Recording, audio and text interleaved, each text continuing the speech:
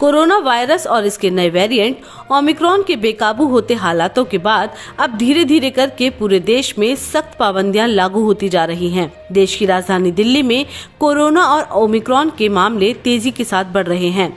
पिछले 24 घंटे में राजधानी में 4000 से ज्यादा केस सामने आए हैं। खुद दिल्ली के मुख्यमंत्री अरविंद केजरीवाल भी कोरोना पॉजिटिव पाए गए हैं। इसी बीच दिल्ली में वीकेंड कर्फ्यू लगाने का फैसला किया गया है। वीकेंड कर्फ्यू इसी हफ्ते से लागू किया जाएगा, यानी दिल्ली में शुक्रवार रात 10 बजे से सोमवार सुबह 5 बजे तक वीकेंड कर्फ्यू लागू रहेगा। दिल्ली के उप मुख्यमंत्री मनीष सिसोदिया ने इस बात की जानकारी दी। उन्होंने कहा कि उन्होंने डीडीएमए के साथ ये बैठक की, जिसके बाद ये फैसला लिया गया है। उन्होंने बताया कि ओमिक्रॉन वेरिएंट का अब तक का व्यवहार देखकर ये ज्यादा खतरनाक नहीं लग रहा है, लेकिन फिर भी परिस्थितियों को ध्यान में रखते हुए किसी तरह की लापरवाही नहीं की जा सकती। इसको जितना नियंत्रित किया जा सके, क्योंकि इसकी कोई डायरेक्ट दवाई तो है नहीं, तो इसको जितना हम नियंत्रित कर सकें, इसके बढ़ने की स्पीड को जितना हम नियंत्रित कर सकें, उतना हम इसको ठीक से मैनेज कर सकते हैं। तो इसलिए आज डीडीएमए की बैठक में सरकार ने कुछ फैसले लिए। उसमें सबसे इम्पोर्टेंट है कि दिल्ली में सैटरडे और संडे को, यानी वीकेंड्स पर अब कर्फ्यू रहेगा।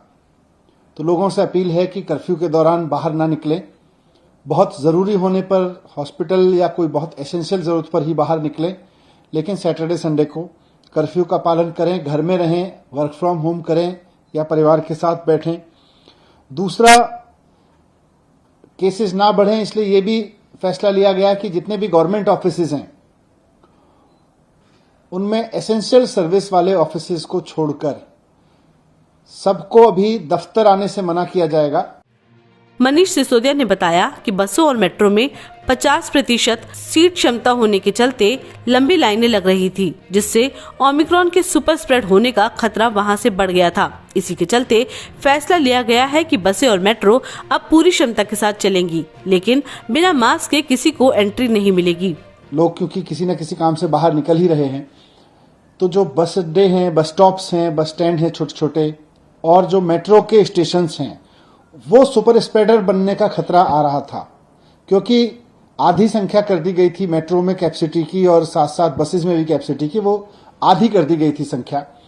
और उसकी वजह से मेट्रो स्टेशंस पर बहुत लंबी लंबी लाइनें लग रही थी, बस स्टॉप्स पर बहुत लंबी लंबी लाइन लग रही थी, वहां भीड़ हो रही थी, कई जगह भीड़ अनियंत्रित भी हुई, और ऐसे में कोरोना ओमिक्रॉन जो है वो सुपर स्प्रेड हो सकता है वहां से। इसलिए इसको देखते हुए ये भी फैसला लिया गया कि बसें और मेट्रो पूरी कैपेसिटी पे चलेंगी, लेकिन एक भी व्यक्ति को बिना मास्क के अंदर अलाउ नहीं किया जाएगा।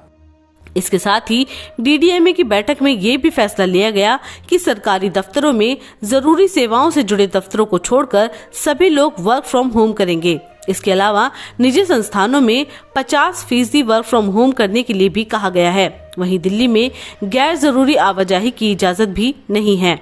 आपको बता दें कि दिल्ली में कोरोना को लेकर हालात लगातार बिगड़ते जा रहे हैं, जिसे लेकर ये सख्तियां लागू की जा रही हैं।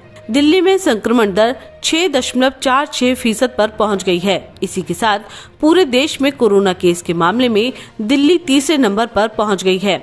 वहीं स्वास्थ्य मंत्री सत्येंद्र जैन का कहना है कि इन केसों में आए उछाल की मुख्य वजह ओमिक्रॉन वायरस है। दिल्ली में करीब 84% मामले ओमिक्रॉन के हैं।